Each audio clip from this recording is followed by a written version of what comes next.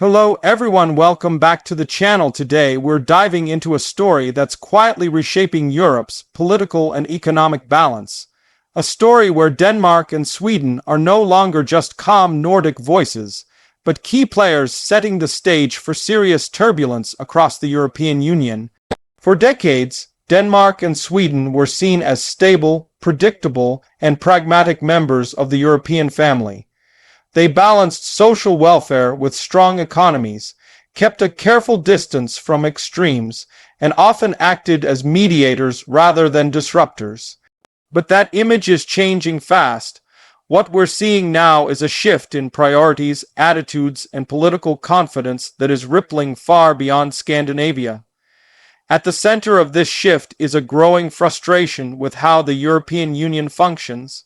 In both Denmark and Sweden, public debate has become sharper, more skeptical, and more openly critical of Brussels. People are asking whether the EU still serves national interests, or whether national governments are sacrificing too much control.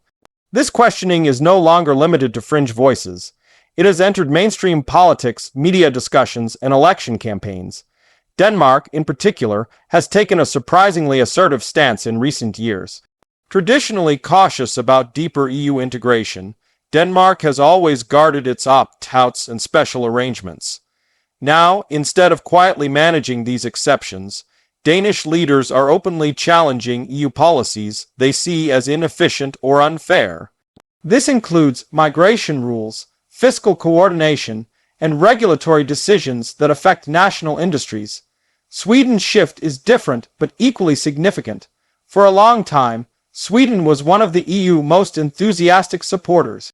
It championed free trade, open borders, and liberal democratic values across the continent. But rising internal pressures have changed the tone. Economic inequality, crime concerns, and immigration debates have pushed Swedish politics into a more defensive posture. As a result, Sweden is becoming more selective about which EU initiatives it supports. Both countries are also reacting to a changing global environment. The war in Ukraine, rising tensions with Russia, and uncertainty about long-term U.S. commitment to Europe have forced Nordic countries to rethink security. Sweden's historic decision to abandon military neutrality and seek NATO membership marked a dramatic break with the past. Denmark, already a NATO member, has increased defense spending and pushed for stronger EU security coordination. These moves have consequences. They signal that security concerns may now outweigh traditional commitments to EU consensus and compromise. When security becomes the priority, patience for slow EU decision-making tends to fade. Another major factor is economic pressure. Inflation, energy costs, and supply chain disruptions have hit Northern Europe harder than many expected. Both Denmark and Sweden have strong economies, but even strong systems feel strained during prolonged crises. Governments are under pressure to protect national industries, jobs, and consumers. This often brings them into conflict with EU-wide rules on competition, state aid, and environmental standards. Green policies are another source of tension. Denmark and Sweden are global leaders in climate action, but leadership comes at a cost. As EU climate targets become more aggressive, Nordic policymakers are questioning whether the burden is being shared fairly. There is concern that early adopters are paying more, while others benefit without making equal sacrifices. This resentment is subtle, but it's growing. Immigration remains one of the most explosive issues. Sweden's experience with large-scale immigration over the past decade has reshaped its political landscape. Concerns about integration, crime, and social cohesion dominate national debate. As a result, Sweden is pushing for stricter EU migration controls and tougher external border enforcement. Denmark has already taken a hard line, implementing some of Europe's strictest immigration policies. Together, they are pressuring the EU to rethink its approach, even if it creates friction with southern member states. This is where turbulence really begins. The EU is built on compromise between very different regions. Northern states prioritize fiscal discipline and border control. Southern states focus on solidarity and flexibility. Eastern states emphasize sovereignty. When Denmark and Sweden shift from bridge builders to firm advocates of their own priorities, the balance becomes harder to maintain. Smaller EU countries are watching closely. If Denmark and Sweden can openly challenge Brussels without severe consequences, others may follow. This could weaken the EU ability to act collectively. At the same time, larger countries like Germany and France are recalculating their strategies. They rely on Nordic support for legitimacy and consensus. Losing that support complicates everything from budget negotiations to foreign policy. Public opinion is also evolving.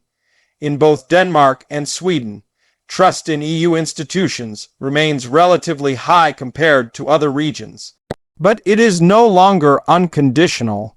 Citizens increasingly expect tangible benefits, not abstract promises. If the EU fails to deliver security, stability, and prosperity, support could erode quickly. Political parties are adapting to this mood. In Sweden, parties that were once marginalized are gaining influence by criticizing EU policies. In Denmark, mainstream parties have adopted tougher rhetoric to avoid losing voters.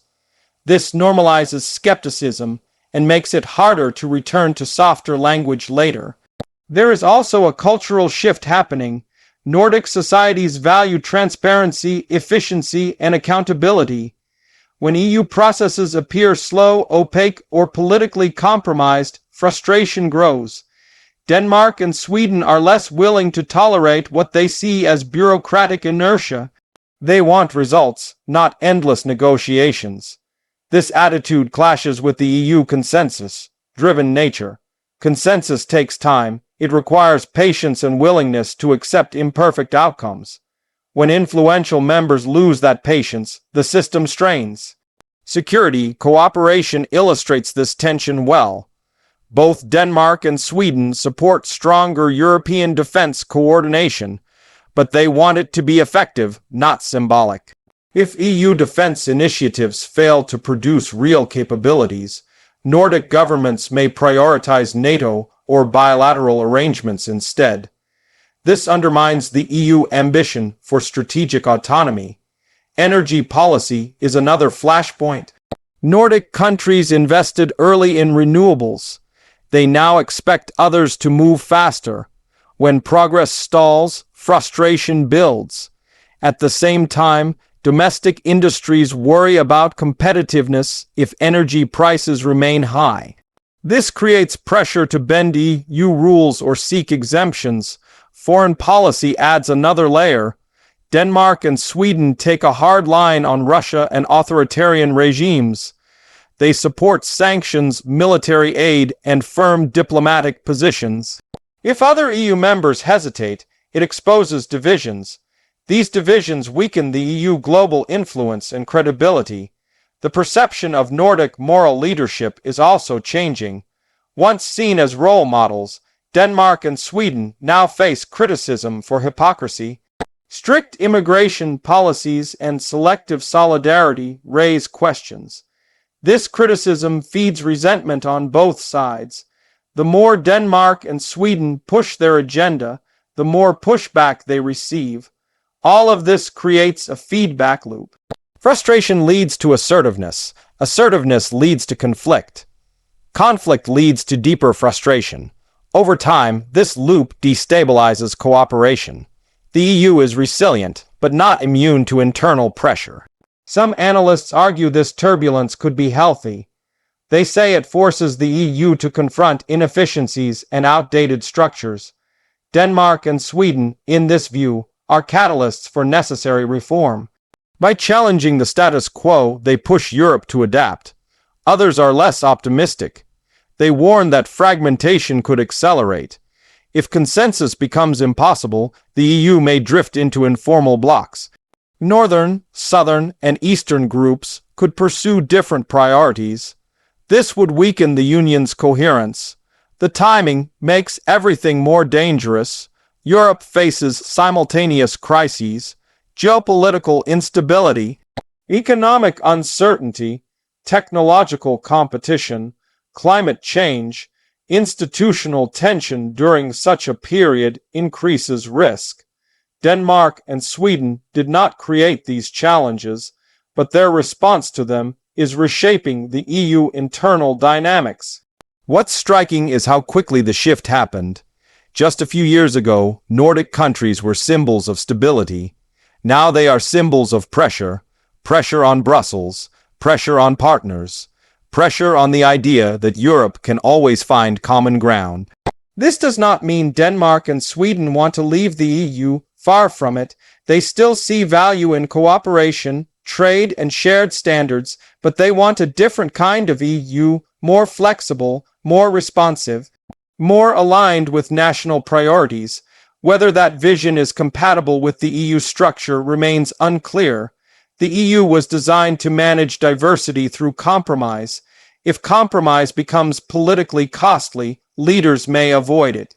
That avoidance could hollow out institutions from within. For citizens, the consequences are real: policy delays, inconsistent rules, weaker collective responses. For businesses, uncertainty increases. For Europe's global partners, predictability declines.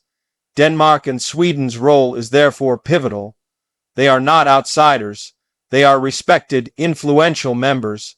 Their choices send signals. Signals about what is acceptable. Signals about how far one can push. Other countries are watching and learning. The next few years will be critical. EU elections, budget negotiations, and security decisions will test unity. Denmark and Sweden will be at the table, pushing their views. Whether those views lead to reform or rupture depends on how others respond. Dialogue still matters, so does leadership. If Brussels listens and adapts, turbulence could give way to renewal. If it resists or ignores these signals, fractures may deepen. In the end, Denmark and Sweden are not villains or heroes in this story. They are symptoms of a broader European transformation, a transformation driven by fear, ambition, and uncertainty. Understanding their role helps us understand where the EU may be heading. A future that is less predictable, more contested, and far more turbulent than before. If you found this breakdown useful, make sure to stay tuned, because Europe's story is far from over, and the choices being made right now will shape the continent for decades to come.